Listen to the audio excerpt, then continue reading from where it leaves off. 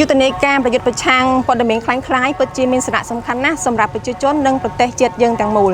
ដោយសារយុទ្ធនាការនេះបានបង្ហាញនិងបានឆ្លុះបញ្ចាំងទៅដល់ប្រជាពលរដ្ឋទាំងមូលឲ្យបានដឹងថាមុននឹងយើងធ្វើការចែករំលែកនៃព័ត៌មានតាមបណ្ដាញសង្គមយើងត្រូវតែ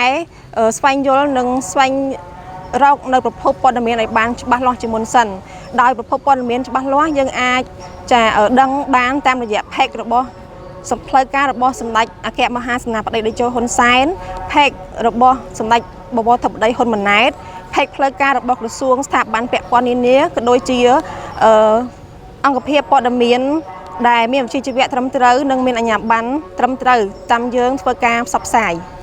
កាលណាដែលយើងផ្សព្វផ្សាយព័ត៌មានคล้ายធ្វើឲ្យមានផលប៉ះពាល់ដល់ខ្លួនឯងនិងគ្រួសារជាពិសេសគឺសង្គមជាតិធ្វើឲ្យប្រជាជនមានភាពភ័យខ្លាច